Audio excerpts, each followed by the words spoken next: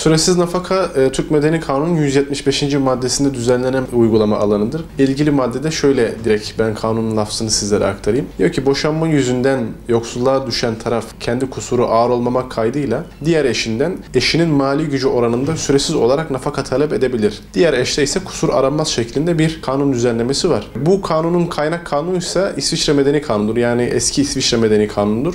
Türkiye'nin önemli medeni hukuk profesörlerinden İlhan Helvacı'nın bu kanun hakkındaki şerhine baktığımız zaman İlhan Hoca bu kanunla alakalı şöyle bir açıklama yapıyor. Diyor ki İsviçre Federal Kanunu'nda süresiz nafaka ile alakalı herhangi bir düzenleme söz konusu değil. Daha doğrusu şöyle. Bunun süre hakkı hakimin tarafların ekonomik durumlarına, sosyal ve psikolojik durumlarına, birbirlerine karşı sadakat yükümlülüklerine, boşanma ve evlilik süreçlerindeki sosyal ilişkilerine bakarak bir süre tayin ediyor. Yani bizim kaynak olarak almış olduğumuz İsviçre Medeni Kanunu'nda bile İlhan Hoca'nın şerhine göre herhangi bir süreyle alakalı sınırlama yok. Bu süre hakimin kendi takdirine bırakılmışken bizim kanunumuzda garip bir şekilde süresiz nafaka ibaresi yer almaktadır. Hiçbir şekilde değişmiyor. Yani siz eşinizle 30 günde evli kalsanız, 30 yılda evli kalsanız bu boşanmanın neticesinde şayet boşanan eş yoksulluğa düşmüşse diğer eşin mali gücü oranında süresiz olarak nafaka talep edebilir. Yani burada evliliklerin süresiyle alakalı herhangi bir kıstas söz konusu değil. Yani kanun metninde de zaten bununla alakalı herhangi bir evlilik süresi öngörülmüyor. Zaten bugün burada ortaya çıkan mağduriyetlerin kahir ekserisinde özellikle kısa süreli evlilikler tarafları ciddi manada mağdur etmektedir. Özellikle bu tür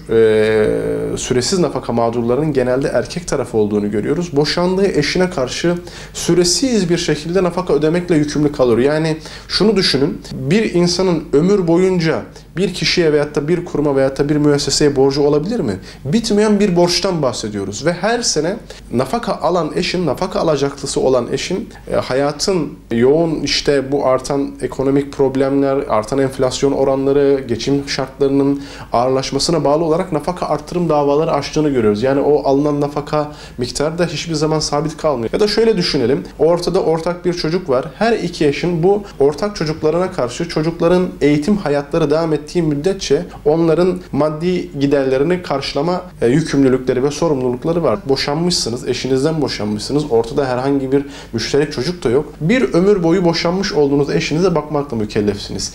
Bu sorunun genelde mağdurları erkekler olduğu için %99, yani şu ana kadar süresiz nafaka mağduru olan bir kadına ben bir hukukçu olarak hiç rastlamadım. Varsa da tabii istisnalar da kaideleri bozmaz diyelim. Bir erkek düşünelim, eşinden boşanıyor, bir sene evli kalmış, ondan sonra başka bir hanımefendiyle evlilik akdi kuruyor. Tabiri caizse burada bu erkek iki hanımın iaşesini yüklenmekle sorumlu kalıyor. Burada şöyle bir şey var hukuki olarak. Siz bir nafaka yükümlüsüsünüz. Nafaka alacaklısı olan eşinize karşı bu nafaka yükümlülüklerinizi yerine getirmediğiniz takdirde bir ihtarname çekerek bu nafaka yükümlülüğünüzü yerine getirmenizi ihtar ediyor. Siz 3 ay üst üste bunu ödemediğiniz takdirde bir tazyik hapsine, kısa süreli bir hapis cezasına maruz kalıyorsunuz. Bir gün evli kalırsanız da, 25 yıl evli kalırsanız da veyahut da 50 yıl fark etmiyor.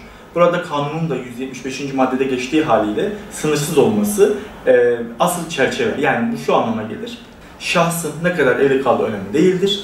Sadece evli olması önemlidir. Bir gün de evli kalsa, 50 yılda evli olsa yine nafakaya hükmedilecektir. Düşünün ki buna benzer kamuoyuna yansıyan haberlerde de görüleceği üzere bir gün evli kaldığı halde 10-15 yıldır hala nafaka ödeyen, gariban, mazlum diyeceğimiz insanlar mevcut.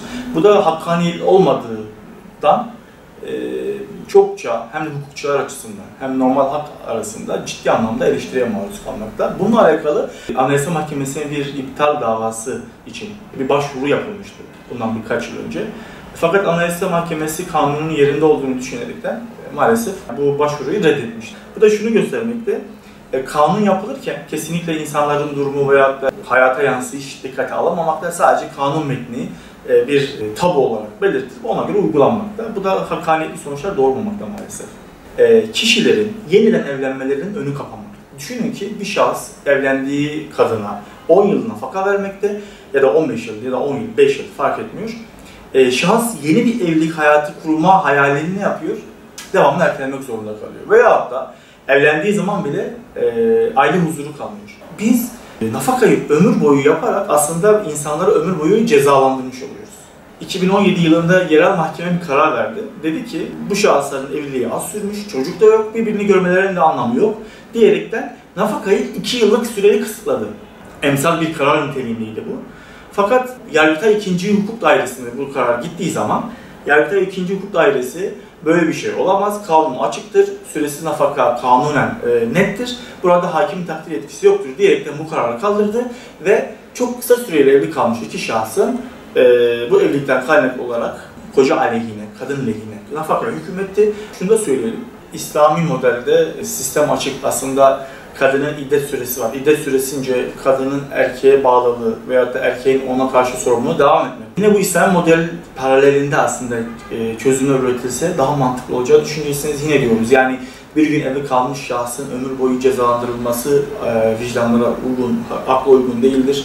Aynı şekilde bu şahısların kendi aile bireyleri tarafından yükümlülüklerinin, yani sorumluluklarının kendi ailesine yüklenmesi gerektiği düşünmekteyiz. Şöyle ki, kadın boşandıktan sonra, iddet süresini de açtıktan sonra kendi ailesi ona bakmakla yükümlü normal şartlarda. Diyelim ki ailesinin durumu yok, veyahut da şahsın ailesi yok. Burada devlet, sosyal devlet ilkesi gereği devreye girecek ve bu kadının bütün mali yükümlülüklerini üstlenecek. Yani burada bunu yaparak devlet hem iki ayrı şahsın birbiriyle ömür boyu çatışma düzeyine varacak şekilde iletişimlerini engellemiş olacak, hem de sosyal devlet ilkesini gerçekleştirmiş olacak. Ayrıca da yeniden hayat kurmaya çalışan, boşanmış olan, dul olan şahısların tekrardan aile hayatı kurmasına bir bakıma ön ayak olacak. Yani çözüm çok basit aslında. Şimdi yeniden bir düzenleme niyetiyle girişimlerde bulunduğu taslaklar oluşturuldu. Buna göre kişi evli kaldığı süre boyunca nafaka verecek şeklinde bir düzenleme var. Biz bunun da çok hakkaniyete uygun olmadığını düşünmekteyiz. Zira 25 yıl evli kalmış birinin 25 yıl boyunca nafaka ödenmesi de uygun değil. Ve zaten şahıs 25 yıl boyunca bu şahısla evli kalmış ve artık bu süreç ilerleyememez hale gelmiş. Daha sonra siz bu şahsa 25 yıl daha katarak üstüne, yükümlülük katarak ona zulmetmiş olursunuz. Hakkaniyetli bir süre yapılabilir. Bu süre yine dediğimiz gibi İslam model paralelinde olmalı ve daha çok devletin sosyal devlet ilkesi gereği üstüne sorumluluk alması gerektiğini düşünmekteyiz. Bu nafaka düzenlemesiyle evliliği biten adamın hayatı da bitmiş oluyor maalesef. Özellikle bu 2019 yılından beri gündemde süresiz nafakanın kaldırılması gerektiği.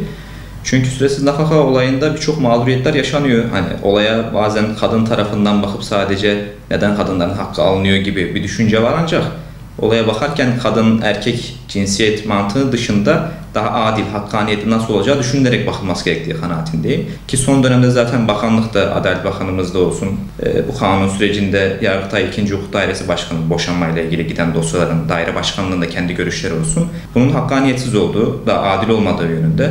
Bu nedenle hatta oluşan bir taslaktan da bahsediliyor. Henüz resmi bir düzenleme olmadı, ancak üst sınır konulması görülüyor. Yani evlilik süresine göre bir nafakaya bir üst süre sınırı konulması öngörülüyor. Bununla ilgili de hatta 2 yıla kadar olan evliliklerde 5 yıla kadar bir nafaka, 2-5 yıl arasında 8 yıl, 5-10 yıl arasında da 12 yıla kadar bir nafaka süresi olması öngörülüyor.